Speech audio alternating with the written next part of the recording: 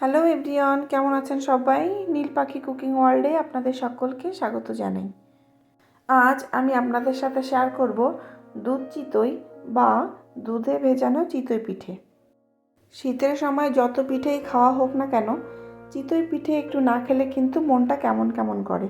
তো চলুন কিভাবে সহজে চিতই পিঠে বানানো যায় সেটাই আমি আজ আপনাদের সাথে শেয়ার করব। প্রথমেই আমি চাল গুঁড়ি করে নিচ্ছি। আমি এখানে আতপ চাল নিয়েছি। চালগুলি আমি 4 থেকে 5 ঘন্টা মতো ভিজিয়ে রেখে ভালোভাবে জল ঝরিয়ে নিয়েছিলাম। এখন আমি মিক্সিতে গুঁড়ি করে নিচ্ছি।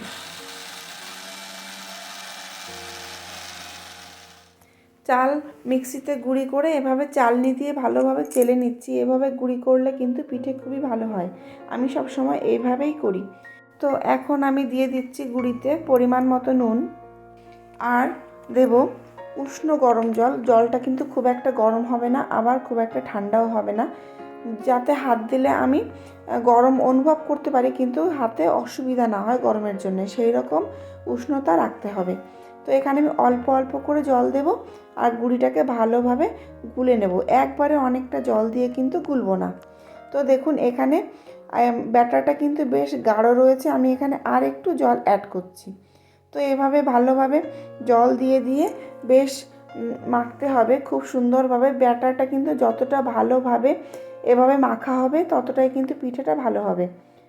এবার আমি এই ব্যাটারটা চাপা দিয়ে রাখছি আধা ঘন্টা মতো। এখন এই সময়ের মধ্যে দুধটাকে আমি জ্বালিয়ে নিচ্ছি, যাতে পিঠেগুলো বানিয়ে সাথে সাথে দুধের মধ্যে ছাড়তে পারি। তো দেখুন এখানে আমি 1 লিটার মতো দুধ নিয়েছি। সামান্য একটু নুন দিয়ে দিচ্ছি।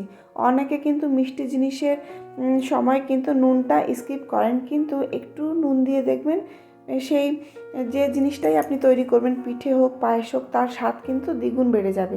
তো এখন দিয়ে দিলাম একটা তেজপাতা মাঝখান থেকে কেটে দিলাম, আর দিচ্ছি খেজুরের গুড়। খেজুরের গুড় শীতের সময় তো দিতেই হবে, কিন্তু চিনি দিলেও কিন্তু পিঠাটা মন্দ হয় না, কিন্তু গুড়টাই সবথেকে ভালো যায়, খেতেও ভীষণ ভালো লাগে। তো দেখুন আমি এটাকে ভালোভাবে জ্বালিয়ে নিচ্ছি। আমার কিন্তু দুধ জ্বালানো প্রায় হয়েই গেছে। এখন আমি এই দুধটাকে লো ফ্লেমে রেখে পিঠেগুলো বানিয়ে নেব। আজ আমি আর গ্যাসে ফ্রাইং প্যানে পিঠে বানাবো না। আজকে আমি ছাদে গিয়ে মাটির ছাঁচে পিঠে বানাবো। আমার শাশুড়ি মা একটা মাটির উনুন বানিয়ে দিয়েছে, সেই উনুনেই আজকে আমি পিঠে বানাবো। এই মাটির গন্ধে না পিঠেটার স্বাদই অন্যরকম হয়। তো যার জন্য চলুন ছাদে চলে এসেছি। ছাদে গিয়ে আজকে আমরা পিঠেটা বানাই। তো আমার ছাদে কিন্তু বিভিন্ন রকমের গাছ রয়েছে। আমার এই ছাদ বাগানের ভিডিও আগে দেওয়া আছে, তো আপনারা চাইলে দেখে নিতে পারেন। এই ভিডিওতে আর পুরো ডিটেলস দেখাচ্ছি না। তবে যাই হোক, চলুন তাহলে পিঠে বানাতে শুরু করি। আমি এখন বসে পড়েছি পিঠে বানানোর জন্যে। তো উনুন জ্বালিয়ে নিয়েছি, ছাঁচও বসিয়ে দিয়েছি উনুনের উপরে। তো ছাঁচটা গরমও হয়ে গেছে। এখন আমি দিয়ে দিয়েছি সামান্য সরষের তেল। তো ছাঁচটা কিন্তু আগে থেকে আমরা ভালো করে জল দিয়ে ধুয়ে তারপর রোদে দিয়ে আবার ছাঁচের নিচটাতে একটু মাটিটা লেপে দিয়েছিলাম, যাতে ছাঁচটা না ফেটে যায়।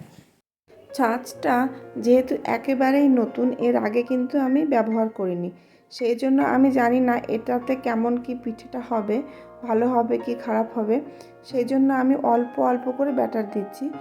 আগে দেখা যাক কেমন হয় পিঠে। যদি ভালো হয় নেক্সট আবার বড় বড় করে পিঠে দেওয়া যাবে। তো আমি অল্প অল্প করে ব্যাটার দিয়ে আমি ঢেকে দিচ্ছি। ঢেকে দিয়ে সাইড দিয়ে হাওয়া বেরিয়ে যায় কিনা সেটা আমি একটু দেখে নিলাম। তো এইভাবে রেখে দেব 7-8 মিনিট মতো। 7-8 মিনিট কিন্তু লেগে যায় একবার পিঠে হতে।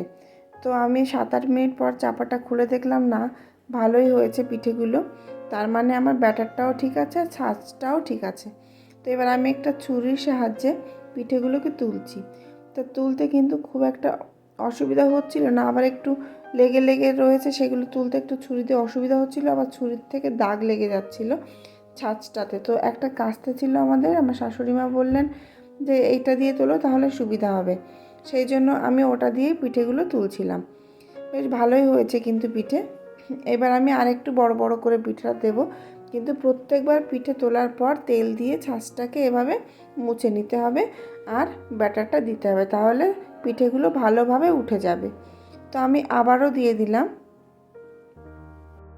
একইভাবে আমি আবার ঢেকে দেব পিঠেগুলো। তো দেখুন আমি ভালোভাবে ঢেকে দিয়েছি। অবশ্যই খেয়াল করতে হবে সাইড থেকে যদি হাওয়া বেরিয়ে যায় তাহলে কিন্তু পিঠেটা ভালো মতো হয় না। এবার আবার চাপা খুলে দেখছি যে না, বেশ ভালো হয়েছে পিঠেগুলো। দেখুন খুবই সুন্দর হয়েছে পিঠে। এই রকম যদি পিঠে হয় তাহলে কিন্তু খেতে খুবই ভালো হয়, আর দুধে দিলে খুব ভালো ভিজে যায়। তো একই রকমভাবে আমি সমস্ত পিঠেগুলো বানিয়ে নিয়ে চলে যাব আবার নিচে, যেখানে আমি দুধটা বসিয়ে রেখে এসেছি। তো পিঠে বানানো আমার হয়ে গেছে, চলে এসেছি নিচে আবার সেই দুধের কাছে। এবার দুধের ভিতরে আমি এই পিঠেগুলো এক এক করে ছেড়ে দিচ্ছি।